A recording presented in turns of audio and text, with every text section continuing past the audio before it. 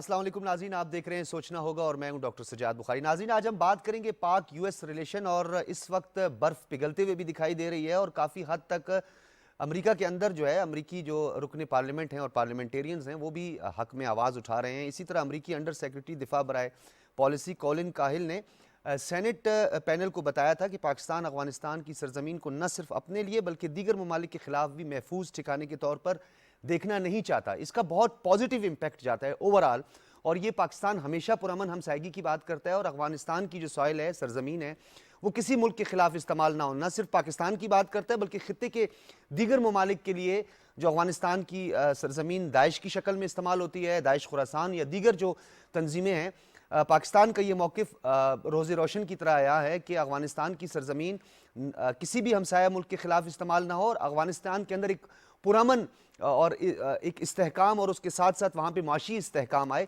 ताकि ये खित्ता माशी इनकलाब की जानिब बढ़े और इस खित्ते में गुर्बत का खात्मा हो। ये हमारा मकसद है, इस पर हम बात करेंगे। दूसरी जानिब मुशीर कौमी सलामती मोईद यूसुफ ने वॉइस ऑफ अमेरिका को एक इंटरव्यू दिया है और कहा है कि पाकिस्तान और अमेरिका मुस्बत बातचीत में मसरूफ़ हैं और डेवलपमेंट होने जा रही है, पॉजिटिव डेवलपमेंट होने जा रही है। दोनों ममालिक मरबूत अंदाज से आगे बढ़ रहे हैं।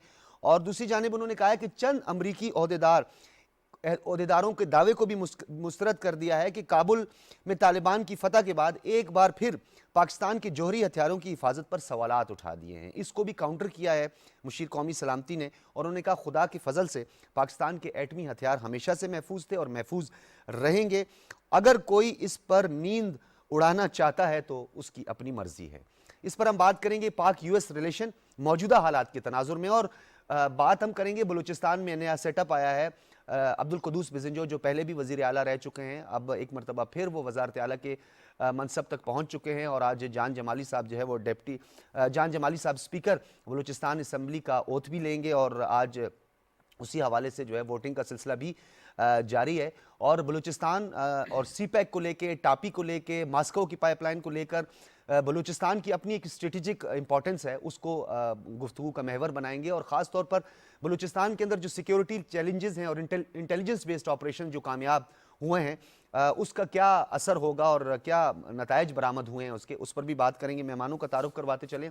हमारे साथ स्टूडियो में मौजूद है नाइला चौहान साहब, फॉर्मर एम्बेसडर हैं। आपकी तशरीफ़ आवरी का बहुत शुक्रिया नाइला चौहान साहब।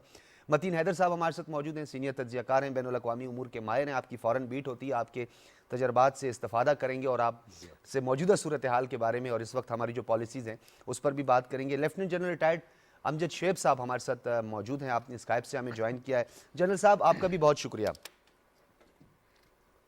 सबसे पहले गुफ्तगू का आगाज़ करते हैं नाइला साहबा आपसे। ये बताइएगा कि ये अमरीकी अंडर सेक्रेटरी दिफा बराए पॉलिसी की जो स्टेटमेंट है कि पाकिस्तान जो है वो अफ़गानिस्तान को लेके बहुत संजीदा है और वो न सिर्फ अपने लिए बल्कि किसी भी मुल्क के लिए अफ़गानिस्तान की सॉइल इस्तेमाल न होने की ख्वाहिश रखता है कि इस्तेमाल ना हो, इसका क्या इम्पेक्ट आपको नज़र आता है? मेरे ख्याल में तो जी इसका बड़ा पॉजिटिव इम्पैक्ट है और ये जैसे आपने फरमाया ये पाकिस्तान की पोजीशन हमेशा से रही थी और ये बाइस इत्मीनान है कि अब अमरीकी जो लीडरशिप है वो भी इस बात को कबूल कर रही है कि हमारा जो स्टैंस है वो प्रिंसिपल्ड है और जायज़ है। ठीक है, अच्छा जनरल साहब से भी इसी हवाले से बात कर लेते हैं। जनरल साहब ये बताइएगा, अमरीकी अंडर सेक्रेटरी दिफा बराए पॉलिसी कॉलिन ने जिस तरह सेनेट पैनल को बताया है कि पाकिस्तान की ख्वाहिश है कि अफगानिस्तान की सरजमीन न सिर्फ पाकिस्तान बल्कि किसी भी हमसाया मुल्क के खिलाफ इस्तेमाल ना हो, और इससे पहले भी अमेरिका में ये बात हो चुकी है। अब सेनेट और कुछ मखसूस सेनेटर्स ने तो जोड़ दिया है अफगानिस्तान और तालिबान के साथ, हमें बदकिस्मती हम कह सकते हैं उसमें। क्या समझते हैं आप कि अमरीका और पाकिस्तान के ताल्लुकात जदीद खतूत पर उस्तवार करने में जो हमारी एफर्ट्स हैं, हमारी डिप्लोमेसी है, वो सुदमंद या कारामद साबित हो सकती है आने वाले दिनों में? बिस्मिल्लाहिर्रहमानिर्रहीम। देखिए, अगर आप ओवरऑल सिनेरियो में देखें और अमेरिकन, पीछे आपको याद होगा वेंडी शर्मन इधर आई हुई थी, उनकी स्टेटमेंट्स खास तौर पे जो उन्होंने भारत में दी, अगर आप उन चीजों को ध्यान में रखें तो अंदाजा ये होता है कि अब वो कोई बहुत वसी पैमाने पे आपके साथ अपना ताल्लुक वास्ता नहीं रखना चाहते। उसमें बहुत बड़ा एक इशू हमारा और भारत का है कि जहां हमें वो ऑब्लाइज करते हैं तो भारत को इतराज होता है और हम तो बोलते नहीं, लेकिन जो कुछ वो भारत को देते हैं या उनके साथ उनका अंडरस्टैंडिंग है वो किसी सूरत में भी हमारे मुफाद में नहीं, क्योंकि वो खित्ते के बैलेंस को डिस्टर्ब करती है। तो हम एक बैलेंस मेंटेन करना चाहते हैं जहां अमन रहे, लेकिन अमेरिका उसकी परवाह नहीं करता, और वो जो इम्बैलेंस क्रिएट हो रहा है भारत के साथ उनकी एफिलिएशन का या उनकी अपनी कॉपरेशन का, वो मौजूद है। लिहाजा हमें वो सिर्फ एक अफगानिस्तान के नुक्ता निगाह से देखते हैं कि अफगानिस्तान में उनकी जो रिक्वायरमेंट है उसमें वो, जो मुझे समझ लगी, वो ज्यादातर इंटरेस्टेड हैं कि हमें वो यहाँ से पाकिस्तान एयर स्पेस अपनी यूज करने की इजाजत दे। अब वो एक खुली छुट्टी उनको नहीं दी जा सकती, क्योंकि एयर स्पेस अगर वो यूज करते हैं तो कल को तालिबान के खिलाफ अगर यूज करना शुरू कर दें तो वो तो आपके लिए बड़ा मसला बन सकता है। ठीक है। लिहाजा बातचीत इस पे हो रही है।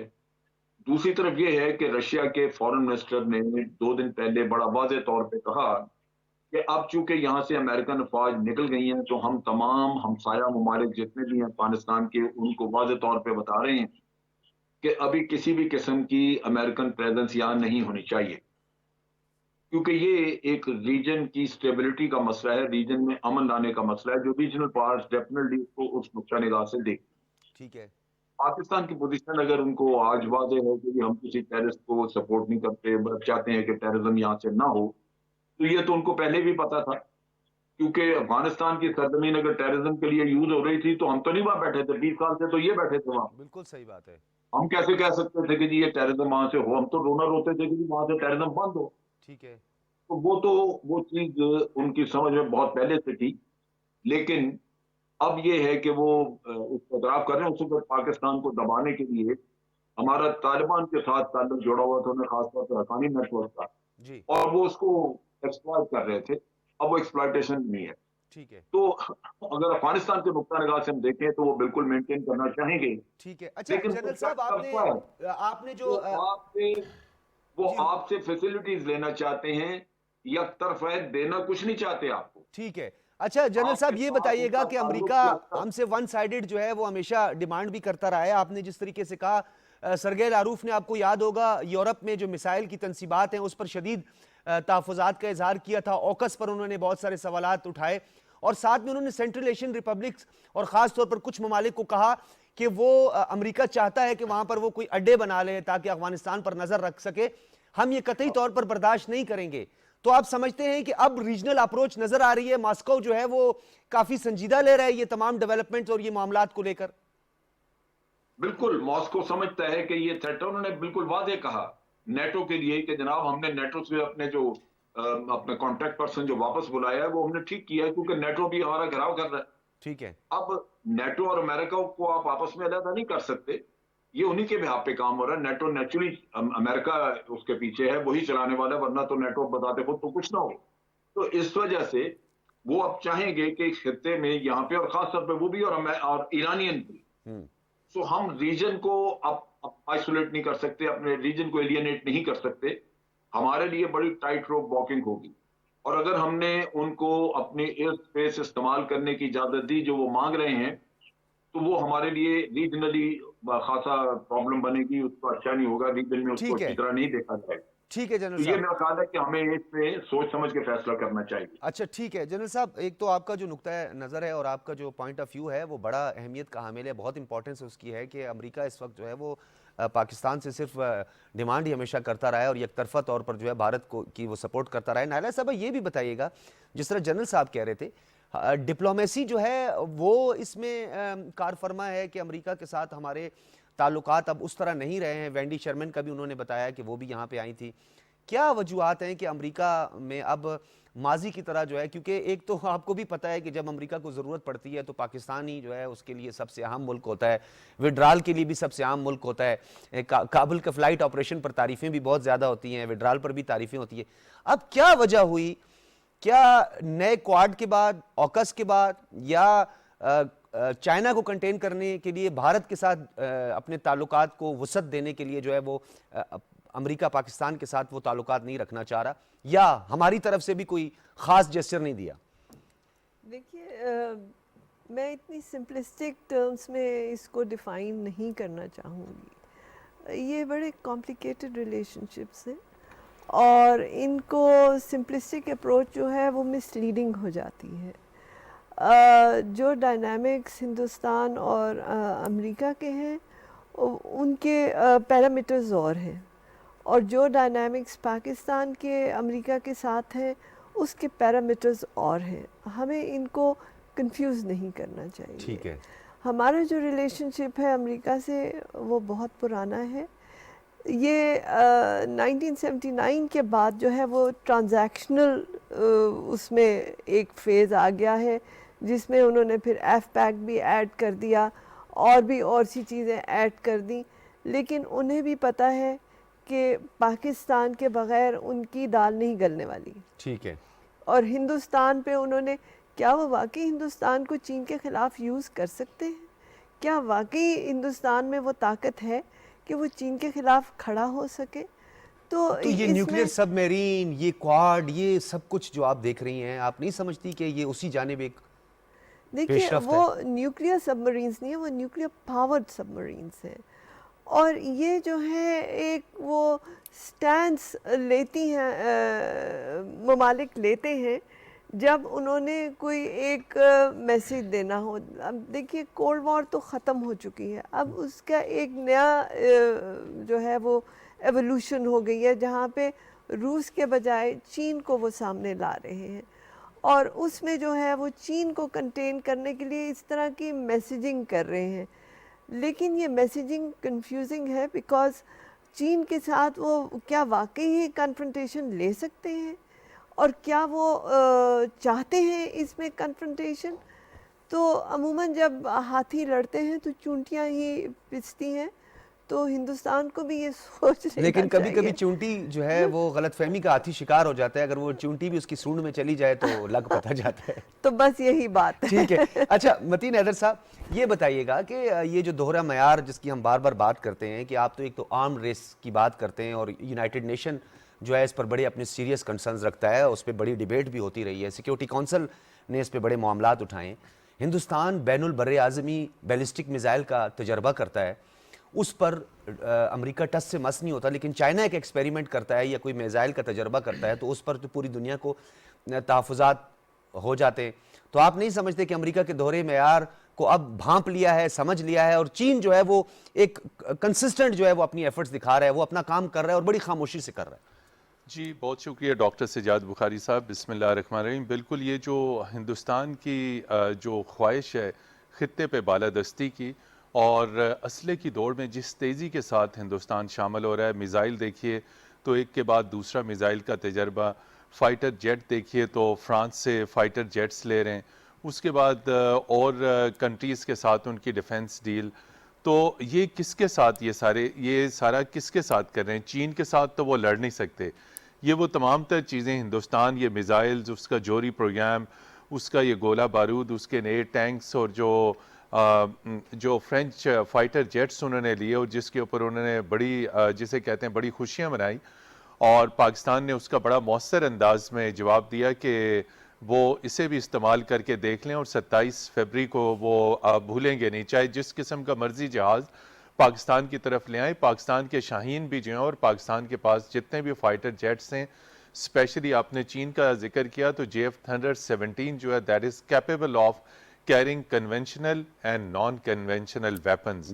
तो हिंदुस्तान को ये बात याद रखनी होगी कि वो बैनुल बर्रे आज़मी मिज़ाइल बना ले, जो मर्जी चीज़ कर ले, लेकिन आखिर उसने जो है वो अगर पाकिस्तान की तरफ मैली आंख से देखा तो उसकी वो मैली आंख फोड़ दी जाएगी। और अगेन रिपीटिंग 27। और आप मगरिब की बात कर रहे हैं, मगरिब के ख़ास तौर पर अमेरिका के जिस तरीके से हिंदुस्तान के साथ ताल्लुकात हैं, उन ताल्लुकात को प्रमोट किया जा रहा है, डिप्लोमेटिक, पॉलिटिकल, इकनॉमिक, मिलिट्री, और इन तमाम पॉलिसीज़ का और हिंदुस्तान पे थपकी देने का मकसद ये है कि जनूबी एशिया में चीन के ख़िलाफ़ हिंदुस्तान को बिल्डअप किया जाए। चूँकि साउथ एशिया में कोई और कंट्री तो उन्हें मिला नहीं, अफ़गानिस्तान से तो वो फ़रार हो चुके हैं, आपने ख़ुद देखा, और अब वहाँ पे उनकी वापसी नामुमकिन है। इस वक्त साउथ एशिया पूरे में कोई ऐसा कंट्री नहीं है जो अमेरिका की हाँ में हाँ मिलाए।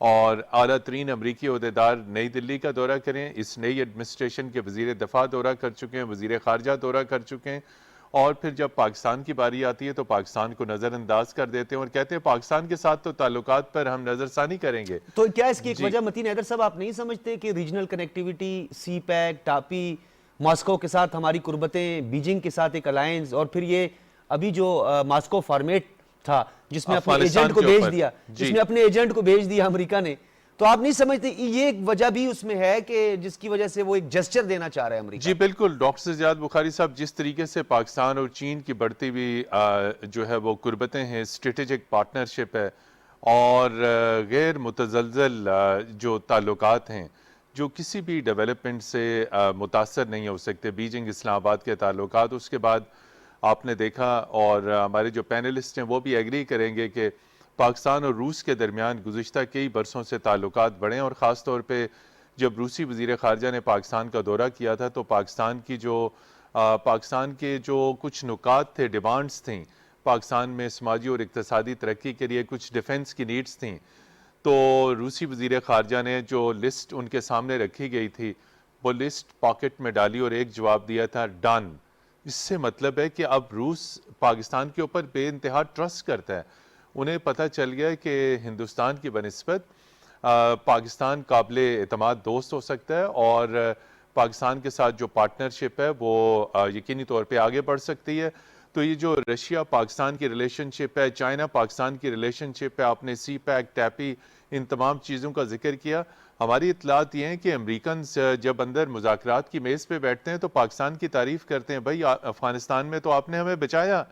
तो ये पाकिस्तान की सिविल मिलिट्री लीडरशिप है जिसने एक पॉजिटिव रोल प्ले किया अफ़गानिस्तान के ऊपर, और आज भी सिविल मिलिट्री लीडरशिप बार बार ये कह रही है, मुतनब्बे कर रही है कि अफ़गानिस्तान को तनहा मत छोड़िए। और इससे पहले आपने जो बात की और जो जनरल साहब ने भी की कि ये अमेरिका को इस वक्त अपनी पॉलिसी पे नज़रसानी करनी होगी, अफ़गानिस्तान के लिए एक मुकम्मल जामे मौशी पैकेज जो है उसका ऐलान करना होगा। निकल तो वो गए without announcing any economic package, एक इक्तसादी पैकेज की ज़रूरत है ताकि अफ़गानिस्तान अपने जो जिसे कहते हैं स्ट्रॉन्ग इकनॉमिक फुटिंग के ऊपर वो खड़ा हो सके। अगर वो नहीं होगा तो सिस्टम कोलैप्स हो जाएगा, सिस्टम कोलैप्स होगा तो उसके असरात सेंट्रल एशिया पे अब भी उसके पड़ेंगे। बेनिफिशियरी कौन होंगे? जी, ये भी एक सवाल है। उसके बेनिफिशरी जो हैं वो फिर एक लंबी डिबेट है, लेकिन जो अफगानिस्तान में अमन के बदखा हैं, जो नहीं देखना चाहते इस्तेहकाम को, वो इससे फ़ायदा उठाएंगे और उसमें अगेन इशारा हिंदुस्तान की तरफ जाता है। अगर खुदा न खास्ता अफगानिस्तान में बदअमनी बढ़ी और वहाँ पे ऐसी जिसे इंग्लिश में कहते हैं अनगवर्नेबल स्पेसेस ऐसी हैं जहाँ पे टीटीपी के ठिकाने, जहाँ पे ईटीआईएम के ठिकाने, अगर ये स्पेस इन टेररिस्ट को इस तरह मिलती रही और मौशी पैकेज वेस्ट ने, यूरोप ने, अमेरिका ने, वर्ल्ड बैंक ने, आईएमएफ ने, अमेरिका ने अगर इनके मालियाती एसेट्स बहाल ना किए तो वहाँ पे एक शदीद बहरान का ख़तरा है। चीन ने तो बहुत सब्सटेंशियल अमाउंट का ऐलान किया और दी भी है, और पाकिस्तान ने रुपयों में 5 अरब की एक खतीर रकम से जो अफगानिस्तान को मजीद इमदाद दी। तो पाकिस्तान अपने इकोनॉमिक क्राइसिस का जी शिकार अपने है। खुद इकोनॉमिक क्राइसिस के बावजूद डॉक्टर साहब के 5 अरब का रुपए का एक जो खतीर पैकेज जो है वो अफगानिस्तान के, तो पाकिस्तान की तो ख्वाहिश है, ईरान की ख्वाहिश है, सेंट्रल एशिया की ख्वाहिश है। अभी पाकिस्तान की रिप्रेजेंटेशन हुई तेहरान में जो अफगानिस्तान के ऊपर कॉन्फ्रेंस थी, वजीर खारजा वहां पे गए, को नहीं बुलाया गया। जी हिंदुस्तान को नहीं वहां पे बुलाया गया। तो ये पाकिस्तान की तमाम तर पॉलिटिकल एफर्ट्स, डिप्लोमेटिक एफर्ट्स, इससे पहले जो आपने देखा कि DGISI लेफ्टिनेंट जनरल फैज़ हमीद काबुल जाते हैं और वहाँ पे तमाम सिक्योरिटी और काउंटर टेररिज्म के इश्यूज़ पे बात करते हैं, इसलिए कि ये कहना कि आप तालिबान की सपोर्ट कर रहे हैं, पाकिस्तान तालिबान की सपोर्ट नहीं बल्कि अफगानिस्तान में नई हुकूमत की सपोर्ट कर रहा है। तो ये सपोर्ट अफगानिस्तान ना सिर्फ अफगानिस्तान के लिए बड़े बल्कि पूरे खित्ते के फ्यूचर, उसके इस्तेहकाम, उसके माशी सलामती, डिप्लोमेटिक और इस इस्तेहकाम के लिए इंतहाई ज़रूरी है। जनरल साहब, जिस तरह मतीन हैदर भी कह रहे थे, क्या अमेरिका मुआशी पैकेज और ख़ास तौर पर अफगानिस्तान के इस्तेहकाम के लिए, इंसानी बहरान को दूर करने के लिए क्या संजीदा है, या अफगानिस्तान को अदम इस्तेहकाम का शिकार करके खुद बेनिफिशरी भी बनना चाहता है, क्योंकि जंग के जरिए, जदल के जरिए, बजोर शमशीर वो अफगानिस्तान पर काबिज नहीं हो सका, अपना लोहा नहीं मनवा सका, या अपने जो रूस के लिए और चीन के लिए जो एक दीवार खड़ी करने की कोशिश थी उसमें कामयाब नहीं हो सका। अब वो माशी अदम इस्तेहकाम का शिकार करेगा, कुछ मुबसरीन ये बात समझते हैं। तो हमें हमारी एहतियाती तदाबीर क्या होनी चाहिए? क्या हमने अपनी डिप्लोमेसी को वसअत देनी है या अपने जो नेचुरल अलाइज हैं उनके करीब बढ़ना है? देखिए, अमेरिका एक स्टेबल अफगानिस्तान देखना चाहेगा उसी वक्त जब उसका अपना इन्फ्लुएंस वहां पे कायम होगा। यानी अगर अशरफ गनी की गवर्नमेंट वहां रहती और वो लोग वहां पे जो प्रो अमेरिका थे वो गवर्नमेंट बना के वहां पे कंट्रोल पूरा रखते, उनकी रिट कायम रहती, तो फिर अफगानिस्तान स्टेबल होना चाहिए था, क्योंकि अमेरिका को वो सूट करता था। अगर अमेरिका की अपनी प्रेजेंस वहां नहीं रही और ये अफगानिस्तान में ऐसे ग्रुप्स हैं या तालिबान या वो ग्रुप्स हैं जो कि अमेरिका को वहां नहीं पहुंच जमानत देना चाहते, तो फिर वो डिस्टेबलाइज करना चाहेगा भारत के साथ मिलके, क्योंकि फिर दूसरी सूरत में अगर वो खुद वहां से फायदा नहीं उठा रहे तो फिर वो चाइना को क्यों फायदा उठाने दें या रशिया को क्यों फायदा उठाने दें। हमें ये सारी डिस्कशन करने से पहले ये जहन में रखना चाहिए कि अमरीकियों का फोकस है क्या। जब डोनाल्ड ट्रंप की हुकूमत थी तो उस वक्त अमेरिका ने 2 पेपर इश्यू किए थे, एक साउथ एशिया पॉलिसी और दूसरा उनका नेशनल स्ट्रेटेजी पेपर था। नेशनल स्ट्रेटेजी जो पेपर उन्होंने इश्यू किया उसमें उन्होंने आइडेंटिफाई किया था कि रशिया और चाइना हमारे एडवर्सरीज हैं और हमने इनको काउंटर करना है। लिहाजा वो सारी पॉलिसी जो कुछ भी है उनका वो उस चीज के गिर्द घूमता है।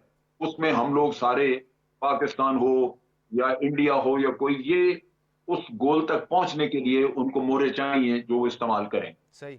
उनको पिवट एशिया चाहिए था, वो उन्होंने इंडिया को बना दिया। अब वो सारा कुछ उसके गिर्द घूमता है।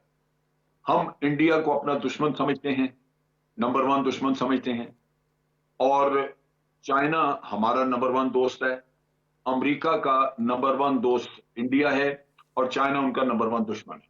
तो हम बिल्कुल एक इक्वेशन में बिल्कुल दूसरी साइड पे खड़े हैं। तो हमारी रिलेशनशिप का तो ये बड़ा एक बाद सामने चीज नजर आती है। ठीक है। दूसरी बात ये है कि भारत के जरिए वो इंग्रेस रख सकते हैं उसमें अफगानिस्तान में, इसलिए कि भारत ने पिछले 20 साल में अपने लिए अफगानियों में बड़ी गुडविल बनाई थी, गुडविल उसने वर्कआउट की थी, और पाकिस्तान को वहां पे बहुत ही नेगेटिव ट्रीट किया, जिसकी वजह से एंटी पाकिस्तान फीलिंग वहां पे बहुत आम रही, आम आदमी में कोई बात नहीं सुननी चाहता। सो इंडिया जब चाहे उस पर कैपिटलाइज कर सकता है, उसको दोबारा यूटिलाइज कर सकता है अपने प्रॉक्सीज के जरिए। लिहाजा इंडिया उनके लिए एक यूजफुल टूल है इस स्टेज के ऊपर, अगर अफगानिस्तान में इस्तेमाल करना चाहें या चाइना के खिलाफ। अब ये बात दुरुस्त है कि इंडिया चाइना के खिलाफ लड़ना नहीं चाहेगा, इंडिया को अपनी स्ट्रेंथ का पता है, लेकिन वो मगरबी दुनिया को ये कभी नहीं बताएगा कि मैं नहीं लड़ना चाहता लिहाजा आप घर जाएं।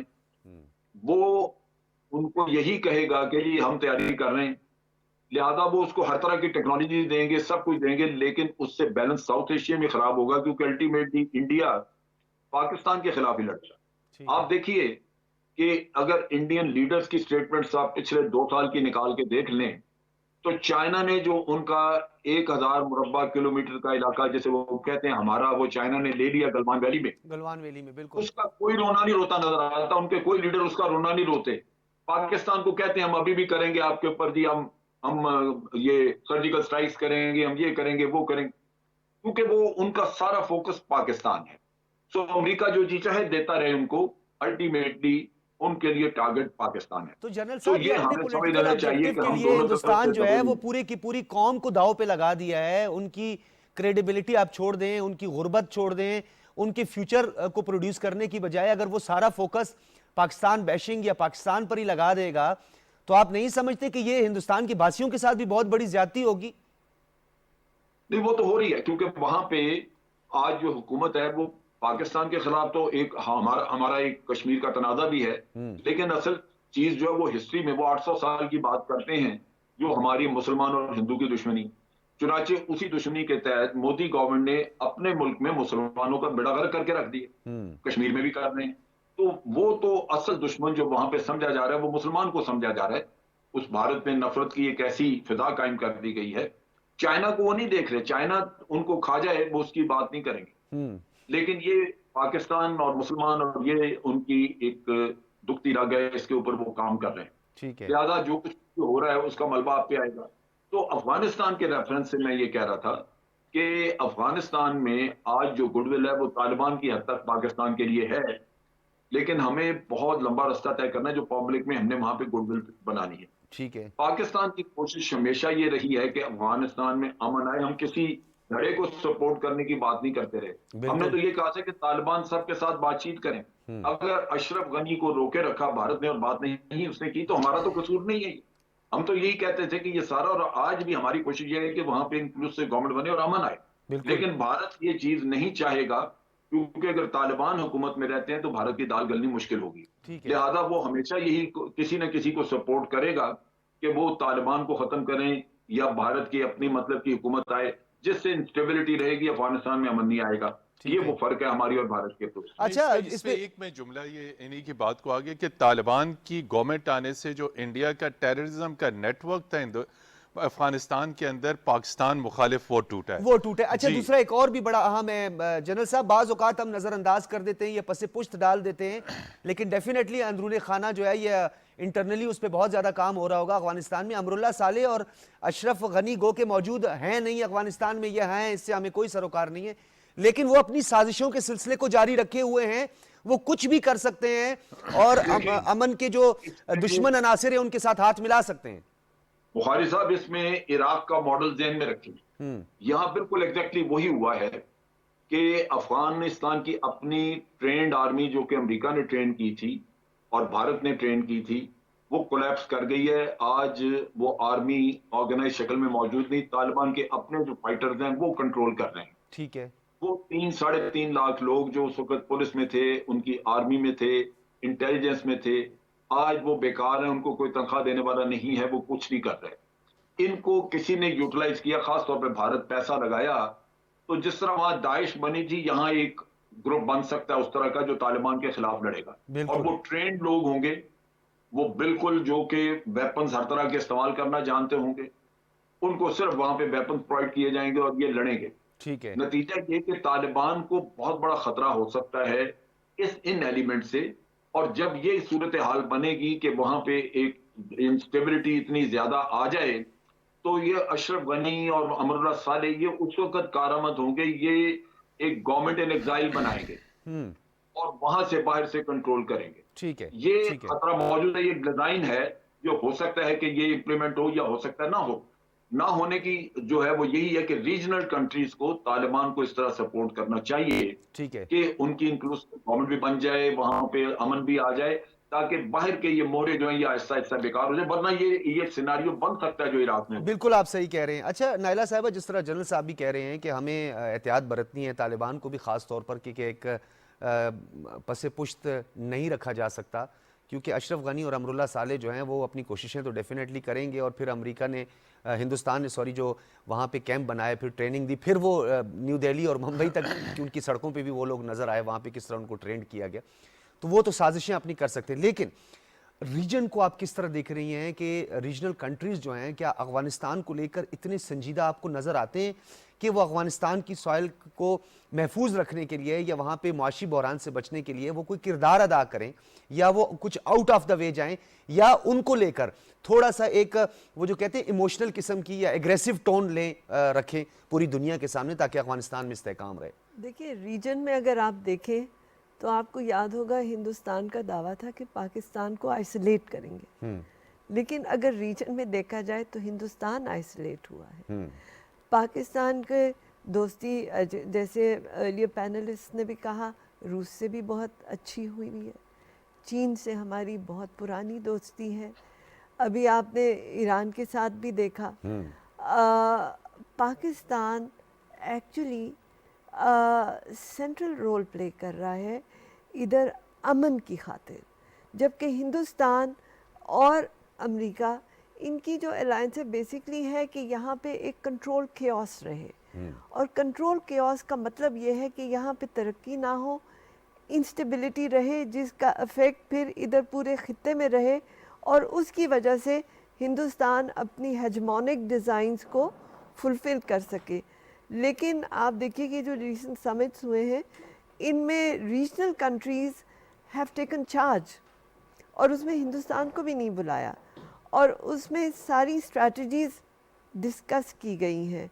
और तालिबान के लिए इस वक्त बहुत मुश्किल सिचुएशन है, क्योंकि जब वो आए थे तो जो उनको सपोर्टर्स थे वो उनसे तवक्को कर रहे थे कि वो उसी तरह के रेडिकल होंगे जैसे कि वो 1996 के ज़माने में थे।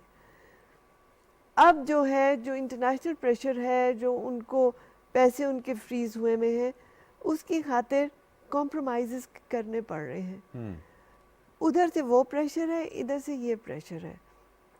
इस सूरत हाल में तालिबान को रीजनल कंट्रीज़ की सपोर्ट की शिद्दत से ज़रूरत है, और उसका रिपरकशंस जो है, अगर अफ़गानिस्तान स्टेबल होता है तो जितनी भी रीजनल कंट्रीज़ हैं उनमें भी अमन और तरक्की आती है। हिंदुस्तान भी यही नहीं चाहता और अमेरिका भी नहीं चाहता, और इनके जो वो अज़ाइम है वो अयां है सब पे कि ये चाहते क्या हैं और क्यों चाहते हैं, और इसी वजह से इनको अब बहुत सी चीज़ों में शामिल भी नहीं किया। अच्छा, तो आप फिर समझती हैं कि जो तेहरान में वज़राए ख़ारजा का इजलास था और उससे पहले जो मॉस्को फॉर्मेट था, इसको काउंटर करने के लिए पाकिस्तान को भी मद्दू तो किया गया है। वहाँ पे मुशीर कौमी सलामती जो है उन्होंने कहते हैं सर जोड़ के बैठने, तो पाकिस्तान को भी उन्होंने मद्दू किया है। तो क्या इसके पीछे भी आप समझते हैं कि एक साजिश है, अमेरिका की पुश्तबनाई इस पे है कि इन दोनों समिट्स को जो है काउंटर किस तरीके से किया जाए ताकि ये अलाइज जो हैं या ये इत्तेहाद जो हैं वो टूट जाएं और इनके अंदर एक दरार पैदा करने की कोशिश की जाए? बिल्कुल, इनकी पूरी कोशिश होगी, हिंदुस्तान की भी और अमेरिका की भी, कि यहाँ पे जो है ये अलाइंसेस उस तरह के ना बने। ख़ुद वो अपने ऑकस भी बना रहे हैं, क्वाड भी बना रहे हैं। अब आप देखिए ऑकस में भी हिंदुस्तान को नहीं डाला, so that also is a big statement.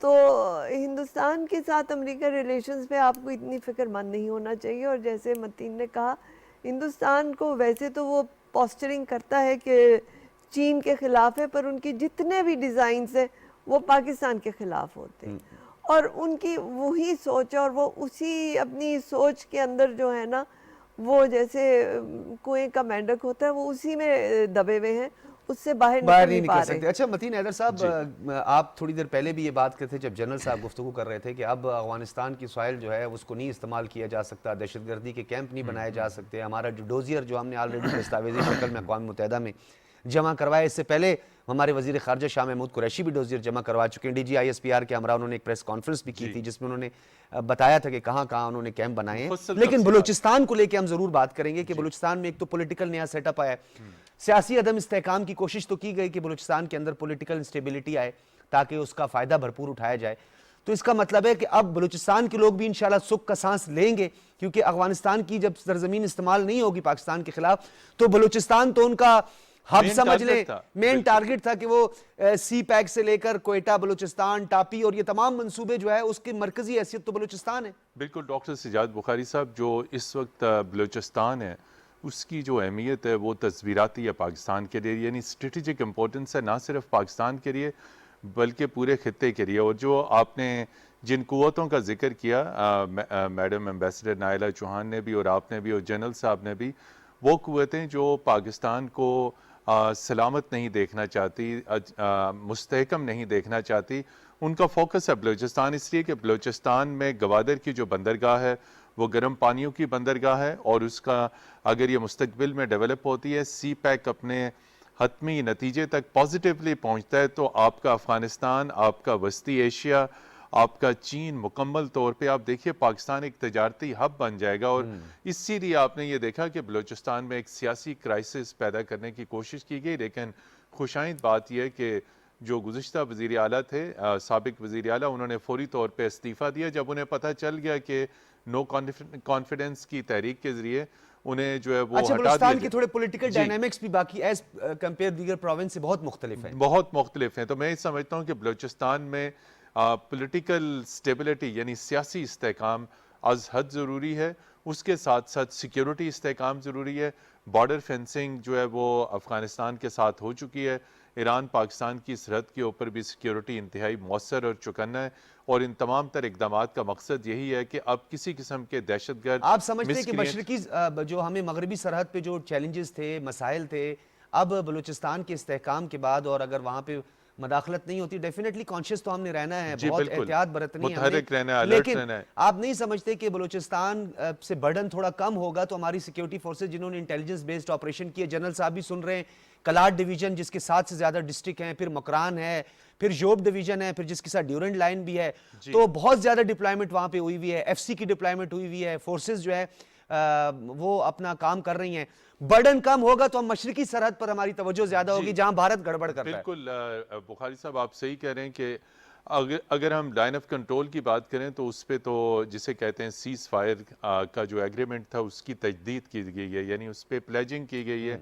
ठीक है, हम कि हिंदुस्तान की फोर्सेस फायर नहीं करेंगी, लेकिन इस वक्त जो हिंदुस्तान की पॉलिटिकल और मिलिट्री लीडरशिप की जानिब से धमकी आमेज बयान आ रहे हैं पाकिस्तान के खिलाफ, तो कोई बैद नहीं कि हिंदुस्तान कब बौखलाहट का शिकार कि कब वो कहीं किसी ना किस्म का कोई मिलिट्री एडवेंचर करे। चूंकि आए रोज वो आके कह रहे हैं कि हम सर्जिकल स्ट्राइक्स करेंगे, हम पाकिस्तान के अंदर जाके कार्रवाई करेंगे, हम लाइन ऑफ कंट्रोल के उस तरफ। तो यकीनी तौर पे हमारी सिक्योरिटी फोर्सेस एक तो अलर्ट हैं, किसी किस्म की रिडक्शन नहीं की गई, बल्कि सिक्योरिटी फोर्सेस वहाँ पर मौजूद हैं, हम वक्त मौसर हैं, मुतहर्रिक हैं।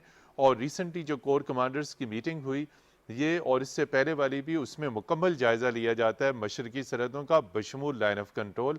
और आए रोज़ हमारे जो मिलिट्री कमांडर्स हैं वो विज़िट भी करते हैं ताकि वहाँ की सिक्योरिटी सिचुएशन का जायज़ा लिया जा सके और उसे मज़ीद मौसर बनाया जाए। अच्छा जनरल साहब, बलूचिस्तान के हवाले से अगर हम बात करें, आप बलूचिस्तान में रहे, अपनी खिदमात भी सर अंजाम दे चुके हैं और बलूचिस्तान के महल वकू को भी आप समझते हैं, क्योंकि स्केटेड पॉपुलेशन है, दूर दराज आबादियाँ हैं और वहाँ पर जो है बड़ी आसानी से कैंप भी बनाए जा सकते हैं। और डेफिनेटली हमने तो बहुत कामयाब ऑपरेशन किए हैं, बिलखुसूस FC ने बहुत वहाँ पे कुर्बानियाँ दी हैं।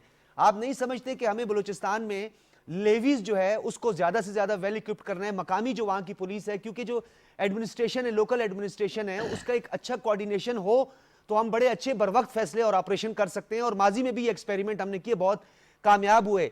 तो हमें अब वो जो कहते हैं ना बचा कुचा जो हिंदुस्तान का कचरा है उसको साफ करने के लिए हमें थोड़ा सी कोऑर्डिनेशन बढ़ानी चाहिए और बलूचिस्तान की जो हुकूमत है उसको भी थोड़ा सा सिक्योरिटी के हवाले से हमें थोड़ा ज्यादा फंड मुहैया करना चाहिए। देखिए बुखारी साहब, जब तक वहां पे सरदारों का होल्ड है ये बड़ा मुश्किल है काम करना। लेवीज जो हैं उसमें आप जिन लोगों को भर्ती करते हैं रखते हैं वो सरदारों की मर्जी से होते हैं और उन्हीं के लोग होते हैं, पेमेंट्स भी उनके थ्रू जाती हैं। ये हो नहीं सकता कि वहां पे लेवीज में आप अपनी चॉइस के लोग लेने, अक्सर औकात यहाँ पे वही कबीले के लोग लेने पड़ते हैं। नतीजा ये कि लेवीज बहुत इफेक्टिव नहीं है वहां पे। असल दुख ये है कि 74 साल गुजरने के बाद भी हमने अभी तक वहां पे A और B एरियाज रखे हुए हैं। वहां पे A एरिया जो है वो आज भी तकरीबन आप कह लीजिए कि 7 या 8% है और बाकी सबका सब B एरिया है। सही कह रहे हैं। बी एरिया में आपकी रेट बहुत मामूली है, आप अपने ट्रुप्स तो भेज सकते हैं लेकिन आपका सिविल सिस्टम वहां नहीं है, ना आपके वहां पे पुलिस का निजाम है, ना थाने आपके, ना वहां पे DC या AC वगैरह ये लोग हैं। नतीजा ये है कि जब आपकी डिस्ट्रिक्ट एडमिनिस्ट्रेशन वहां पे नहीं है तो वहां पे तो सरदार का राज चलता है, वो जी चाहे करे। उनके प्राइवेट जेल खाना जाते हैं, उनमें उन्होंने जिनको लोगों को बंद किया होता है वो आपको बाहर निकल के मिसिंग पर्सन कर डिक्लेयर कर देते हैं कि जी मिसिंग पर्सन है, आप छापा मारे तो वो सरदार की जेल में से बरामद होंगे। वहां बड़ा एक आप कह लीजिए कि एक कॉम्प्रिहेंसिव काम करने की जरूरत है कि उस एरिया को ग्रेजुअली एक प्लान बननी चाहिए थी कि 5-10 साल में वो सारा एरिया जो वो एरिया में कन्वर्ट किया जाता, हाँ ताकि गवर्नमेंट की रिट वहां पे होती। आज तो गवर्नमेंट की रिट उन पहाड़ों में नहीं है जी। वो तो हर दफा जब कुछ शोशा उठता है हमें पता लगता है, फिर जाके वहां पे ट्रुप भेजे जाते हैं। लेकिन जनरल साहब, कोस्टल हाईवे को लेकर अगर हम बात करें या होशाब की जो NHA है जो खासतौर पे CPEC का रूट है वाया तुर्बत पंजगूर और बीच में ये अवरान तुम्फ वगैरह का एरिया जो आता है, तो ये मेन हाईवेज पर तो कम से कम इनकी सदार बढ़ाई जा सकती है, उनकी स्ट्रेंथ जो है, और खास तौर पर जो है वहां की पुलिस और लेवीज खास तौर पर जिसका आप भी जिक्र कर रहे हैं, कम से कम कोस्टल हाईवे और ये तो महफूज हो CPEC के लिए खास तौर पर। देखिए वो तो कुछ ना कुछ इन्होंने पहले किया हुआ है कि जो CPEC के अपना एक सिक्योरिटी का सिस्टम है उन्होंने उसके लिए ट्रुप्स वगैरह बना के वो उनको एयरमार्क किया हुआ है, वो काम कर रहे हैं मुख्तलिफ जगहों पे। और हो सकता है कि उसके लिए इनको अल्टीमेटली हेलीकॉप्टर्स वगैरह इंडक्ट करने पड़े ताकि वो उसकी सर्वेलेंस वगैरह का इंतजाम इम्प्रूव किया जाए।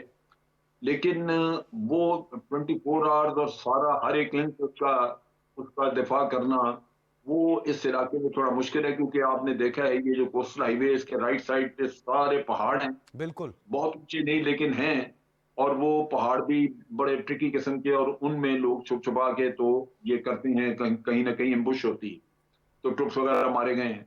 ये प्रॉब्लम वहां पे मौजूद है, लेकिन इसके लिए लाजमन इंतजाम बारसूरत हमें करना होगा। ये तो नहीं हो सकता कि अगर डिफिकल्ट है तो लिहाजा उसको छोड़ दिया जाए, मुश्किल है तो फिर उसको मुश्किल को हल करना है। उस हद तक तो आपकी बात दुरुस्त है कि अगर हमें हाईवेज को सिक्योर करना है तो ऑल्दो हमारा एक सिक्योरिटी सिस्टम मौजूद है, बिल्कुल। क्वाइट पॉसिबल कि उसको इम्प्रूव करने की जरूरत हो, उसके उसमें मॉडर्न गैजेटरी लाने की जरूरत हो, हेलीकॉप्टर इंडक्ट करने की जरूरत हो, ये करने होंगे क्योंकि ये एक परपेचुअल प्रॉब्लम है। ये जो आप देखते हैं कि इंडिया की सबमरीन्स वगैरह ये अमूमन ये हमारे जो टेरिटोरियल वाटर्स हैं उनमें आने की कोशिश करते हैं। ये इसकी वजह यही होती है कि ये अमूमन आपके जो कोस्टल एरियाज हैं उनके लिए रूट तलाश करती हैं ताकि वहां पे कोई ना कोई गड़बड़ कराई जाए, और गड़बड़ यही कि वहां पे वो ये जो टेररिस्ट वगैरह हैं उनको वहां पे उतार दें। जनरल साहब, मेरी कोस्टल टाइम एरिया सिक्योरिटी हमारी बहुत ज्यादा मौसर नहीं हुई है, पूरी दुनिया बड़ी इसकी मुतरफ है, बड़ी तारीफ करती है, क्योंकि हमारी मैरी टाइम सिक्योरिटी जो है उस पर काफी काम किया गया है।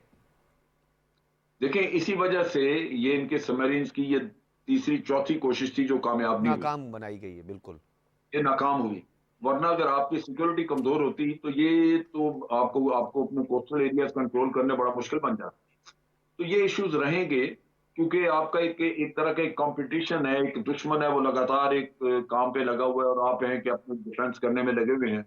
तो ये दोनों कुव्वतों के दरमियान एक हाइड एंड सीक का इशू चल रहा है कि आप किसी वक्त अगर आप ढीले पाए गए तो वो अपना काम कर दें। लिहाजा इस सिक्योरिटी को तो इम्प्रूव होते रहना चाहिए वक्त के साथ साथ।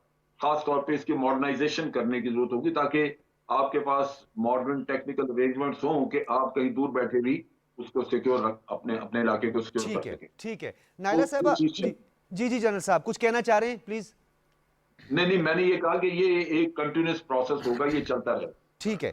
अच्छा नायला साहबा, एक तो हमने रीजन के दीगर ममालिक का बहुत जिक्र किया, हम हमेशा कहते हैं अपनी डिप्लोमेसी को जो है वसअत देनी चाहिए, हमें असर हाजिर के तकाज़ों के मुताबिक जो है डिप्लोमेसी करनी चाहिए, लेकिन कुछ माहिरीन ये भी समझते हैं कि बहुत सारे ममालिक को हम नज़रअंदाज कर देते हैं, उनकी इंपॉर्टेंस को हम बाज़ औक़ात नहीं समझते। सेंट्रल एशियन रिपब्लिक्स की अगर हम बात करें और इंडिपेंडेंट स्टेट्स जिनको हम कहते हैं, उनमें ताजिकिस्तान और कज़ाकिस्तान ख़ास तौर पर, इन दोनों को इंगेज करना भी बहुत ज़्यादा ज़रूरी है। हमारे उनके साथ बड़े अहम मंसूबे हैं। मास्को का तो हमें समझ आ रही है, अब सरगेल आरूफ का भी जिक्र कर दिया, मतीन हैदर साहब ने भी कह दिया कि वो यहाँ पर आए तो उन्होंने चिट्ठी दे दी, उन्होंने कहा जी ओके। तो हमें इन ममालिक को भी एंगेज करना चाहिए, और साथ में अगर हम अपनी मशरकी सरहद पर या हिंदुस्तान की हेजमनी को ख़त्म करना चाहते हैं तो नेपाल, भूटान, श्रीलंका और बांग्लादेश के साथ भी हमारी सफारतकारी होनी चाहिए। बिल्कुल है जी, और हो रही है, और मज़ीद उसको कवी किया जा रहा है, और इसमें वेरियस प्लेटफॉर्म्स भी हैं, अब ECO भी है, SCO भी है, और इन सब के थ्रू हम जो है सेंट्रल एशियन रिपब्लिक्स, कज़ाकिस्तान एक बहुत बड़ा मुल्क है और उसके साथ हमारे रवाबित जो हैं वो बहुत अच्छे हैं। ताजिकिस्तान आपको पता है उनकी इंडिपेंडेंस के वक्त से हम उनको हेल्प करते रहे, उधर सिविल वॉर थी, उनको हेल्प किया, उधर पीस एंड स्टेबिलिटी लाने में उनकी मदद की, और उनकी तरक्की में हमने बहुत हिस्सा लिया, और अब उनसे हम प्रोजेक्ट्स भी कर रहे हैं। हमारी जो सिफारतकारी है अल्हम्दुलिल्लाह वो इन सब चीज़ों को समझती हैं और कर रहे हैं। गैर मामूली फैसलों का वक्त नहीं आया, आप समझती हैं कि अब हमने कुछ अपनी सिफारतकारी को मजीद बढ़ाना है, काफ़ी नहीं है हम अगर ये कहें? देखिए, सफारतकारी तो फुट सोल्जर्स होते हैं ना, ये तो पॉलिटिकल लीडरशिप होती है जो डायरेक्शन देती है। ठीक है। एक सफ़ीर अपने तौर पे तो नहीं कुछ करता जब तक उसको इंस्ट्रक्शंस ना हो कि सही। लीडरशिप की मैं ये इनसे इंस्ट्रक्शंस इख्तिलाफ हैं। करूंगा कि एक एम्बेसडर के पास सारी पावर्स होती हैं, उसे पता होता है कि इकोनॉमिक डिप्लोमेसी मैंने करनी है, सिविल सोसाइटी तक पहुंचना है, उस मुल्क के थिंक टैंक्स तक पहुंचना है, इसके लिए किसी इंस्ट्रक्शंस के इंतजार की जरूरत नहीं होती। मतीन जब साहब अभी ambassador थोड़ा सा level का जी नहीं, वो जो कहना चाह रही थी वो ये नहीं और कहना चीज़ चाह रही थी, जी। वो कोई और बात कर, लेकिन खैर अब ये मुझे बताइएगा, लास्ट में वन लाइनर बताइएगा, अमेरिका के साथ अपने ताल्लुकात को हमने किस हद तक रखना है, कितना महदूद रखना है, और अपने दीगर जो हमारे दोस्त हैं उनको भी साथ लेके चलना है, दोस्तों को, दोस्त ममालिक को। मतीन साहब कंक्लूड जी बिल्कुल। देखिए, अमेरिका के साथ एक तो मैं ये बता दूं कि हमारी पॉलिटिकल मिलिट्री लीडरशिप इस बात पे इत्तेफाक है कि एक और पैनलिस्ट भी इत्तेफाक करेंगे कि अमेरिका इस वक्त दुनिया की इकोनॉमिक और मिलिट्री पावर है। डिप्लोमेसी में भी देखें तो वो बिल्कुल फोर फ्रंट के ऊपर है। सारी डेवलपमेंट्स का इन तमाम माहिरीन ने, आपने भी जिक्र किया, हम अपने ताल्लुकात को वाशिंगटन से बिगाड़ नहीं सकते। बिल्कुल कि बिल्कुल यकसर हम कट ऑफ हो जाएं और उसके बाद कहें कि ठीक है, जिस तरह ईरान और अमेरिका की कशीदगी है या जिस तरह अफगानिस्तान के इस वक्त ताल्लुकात नहीं है, वो चीज़ अफोर्ड नहीं हो सकती, लेकिन ताल्लुकात बराबरी की सतह के ऊपर होने चाहिए। और ये जो डू मोर और पाकिस्तान के खिलाफ जिसे कहते हैं वन साइडेड स्टेटमेंट्स आती हैं, हमा वक्त तैयार प्रेशर, रहना हमा चाहिए। वक्त प्रेशर, ये तमाम तर चीज़ें, इसका पाकिस्तान की वजारत खारजा को मौसर जवाब देना जवाब होगा। देना चाहिए। बहुत और शुक्रिया जी मतीन हैदर साहब, बहुत शुक्रिया नाइला चौहान साहब, आपका भी बहुत शुक्रिया। जनरल अमजद शुएब साहब, आपका भी बहुत शुक्रिया। आप तीनों हजरात ने अपने कीमती वक्त से नवाजा और आप लोगों की जो तजावीज़ हैं वो मुतल्लिका हुकाम तक पहुँच जाती हैं। हमारा फ़ॉरेन ऑफिस भी ये सुन रहा है कि अफ़गानिस्तान को लेकर पाकिस्तान बहुत संजीदा है और अफ़गानिस्तान के इस्तेहकाम के लिए पाकिस्तान अपना सिफारती महाज जो है उसे भी बड़ा गर्म रखे हुए है, कोशिशें कर रहा है। और दूसरी जानिब हमें चौकस रहना है, हमें चौकन्ना रहना है कि हिंदुस्तान किसी भी वक्त कोई भी इस तरह का फॉल्स फ्लैग ऑपरेशन करके, कोई जाली किस्म का ऑपरेशन करके अपने एक पॉलिटिकल ऑब्जेक्टिव और अमेरिका को खुश करने की कोशिश करेगा। इजाज़त दीजिए, अल्लाह हाफ़िज़।